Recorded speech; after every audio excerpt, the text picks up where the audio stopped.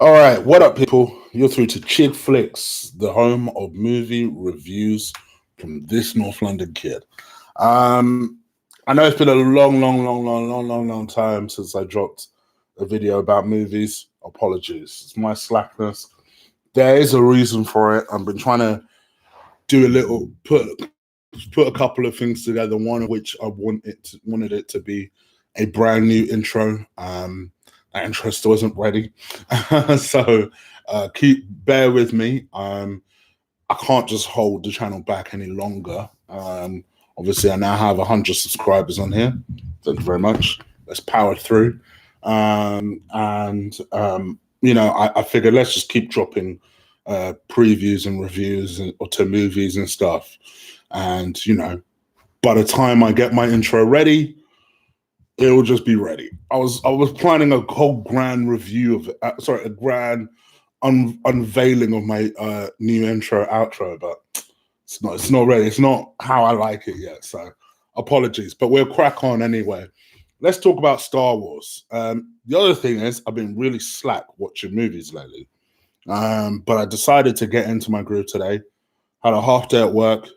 Figured let me go and watch the new Star Wars movie. Now, I'm going to preface this by saying I'm not a Star Wars guy. You're not. I'm not a Star Wars hardcore. I think when we think about movies today, and Marvel pretty much dominates the scene in terms of superhero movies and stuff. I suppose that's our version of this is the new age era version of Star Wars. Because Star Wars before my time. Came out. First one came out around the 1970s, and I remember my mum was telling me that when she first came to the country, it was just Star Wars mad.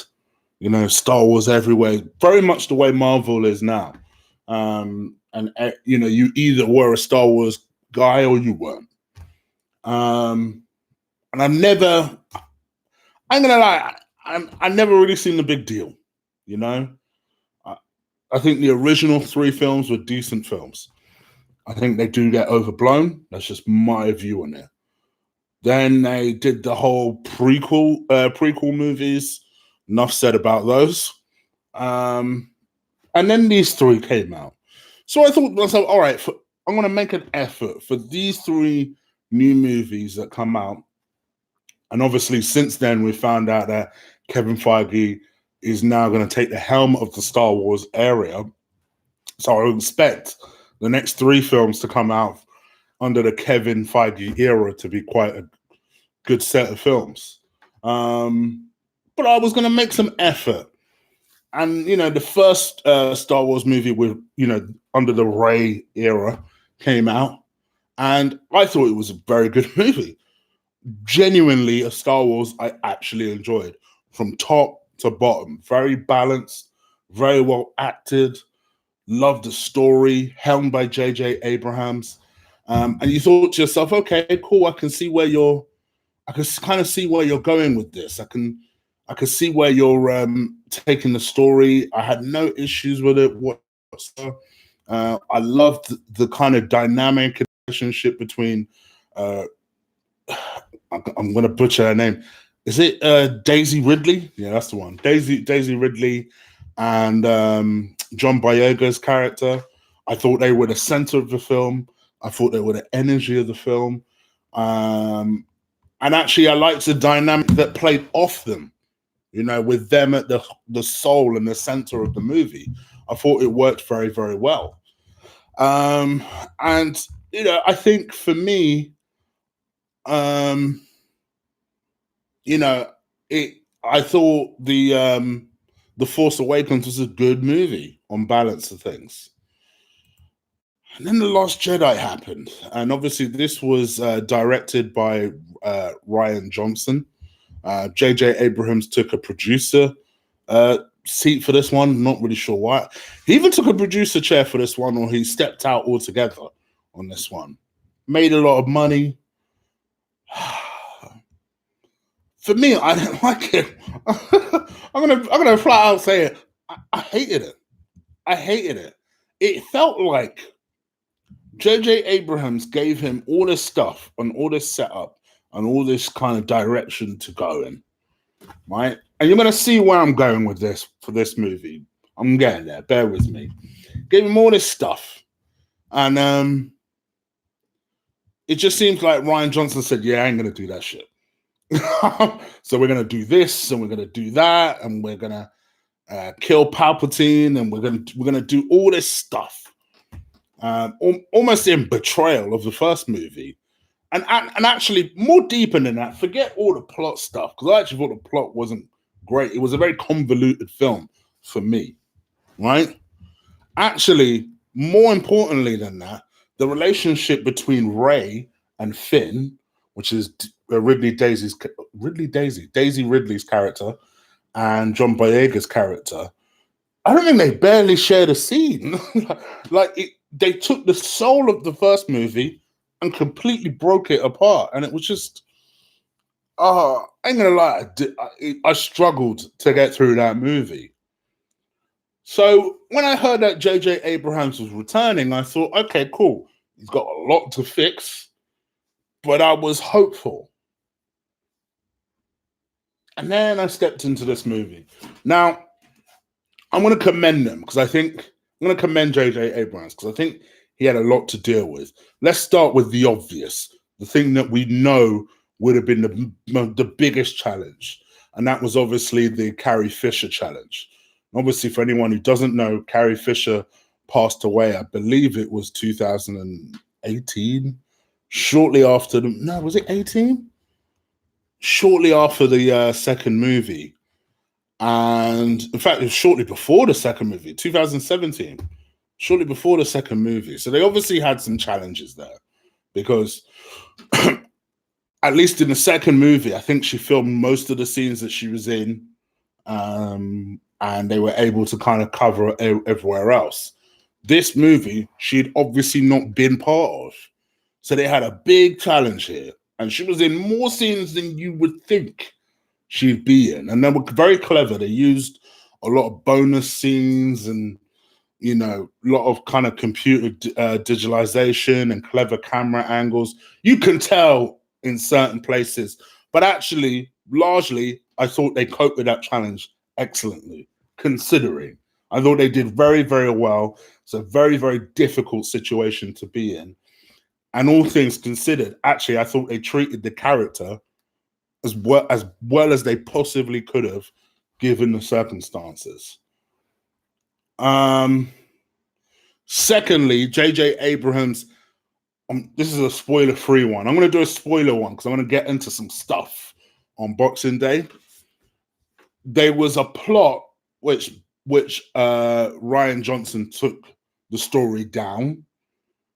J.J. Abrams had to come up with a kind of a scenario because his fix would make the main plot for this particular movie. It was a bit goofy, but I could kind of get on board with it, right? And the movie starts very quickly, starts with a bang. Doesn't waste no time, doesn't waste a lot of time. I didn't like it. And I badly wanted to like it. I was sat there thinking, anytime now. Anytime me liking it is going to kick in. They tried to return the kind of the John Boyega character and the Ridley Daisy character and the Rey character. They tried to, I wouldn't say necessarily make them center like they did in the first movie, but they tried to return that relationship. Because like I say, in the second film, you barely saw them together. So I think they tried to kind of return that dynamic between the two. I don't think it worked, but they at least tried. For me, this film had a lot of issues in the sense that it was so busy fixing stuff, it forgot what it wanted to achieve as a film by itself. It's like, well, you shouldn't just be fixing stuff. You should remember what you're trying to do. I thought the plot was horrible. I'll be honest. I I think the actors did as well as they could have with the plot. Yeah, it just weren't great. I ain't gonna lie to you. The pacing, and you're gonna hear this a lot. The pacing is easily the worst part of this movie. That you could quite conceivably think this film ends in a couple of different occasions, and it doesn't. And it should have. This film should have been at least half an hour shorter than it ended up being. It weren't great. I'm not gonna lie to you. This whole thing built up to a massive crescendo towards the end of the movie. And I fell asleep during the third act. Straight up. I wasn't even that tired entering the movie, but it's quite a draining movie because you're trying to get into it. It's almost like this is a hard thing. I'm gonna say something controversial. American Gangster. I don't like it like many of you guys have, which is weird because I have the DVD. But American Gangster is a very similar movie in the sense that I think that pacing is quite bad as well. But in that case, I get it a little bit because they're trying to tell a life story in a movie. This didn't have that problem, but I just found it a really exhausting movie to kind of watch, and I was just there, and I ain't gonna lie, it lost me halfway through. Not necessarily in terms of sense, just me caring. I'll be honest, I didn't care by the time it got halfway through, and then I ain't gonna lie, I fell asleep. There's a bit that it builds towards the end, towards this massive third act. That you think the third act is actually early in the movie. It isn't. It's towards this big third act, and I just didn't care. I fell asleep for a good 10 minutes. It was a nice sleep too. And here's the killer thing about it is I woke up, didn't really feel like I missed a lot. Do you know what I mean? It's the third act, and I still didn't feel like I missed anything from the movie. Disappointing, man. I ain't gonna lie to you. I thought it was a disappointing effort. I don't necessarily entirely blame J.J. Abrams. Like I said, I think he was so concerned about fixing stuff. And I do appreciate he had some challenges in this movie. But I just think it just lost the essence completely of the first movie. The first movie was for me anyway, and I'm not a Star Wars guy, you know? So, you might sit there and think, all right, well, what you're talking about anyway, because like you say, you're not a Star. All right, cool. But to me, I wanted to like it because I saw a couple of dodgy reviews and I thought, oh, really? Is it that bad? And I watched it wanting to like it. I watched it because I like J.J. Abrams. I ain't gonna lie to you. I liked all the Star Wars. Sorry, Star Treks, I should say. I liked those movies. I'll be honest. So I like J.J. Abrams as a director. When he helms some stuff, generally I'm halfway interested. But this, it could have just done with someone streamlining the entire thing. The plot, everything. Just someone streamline it.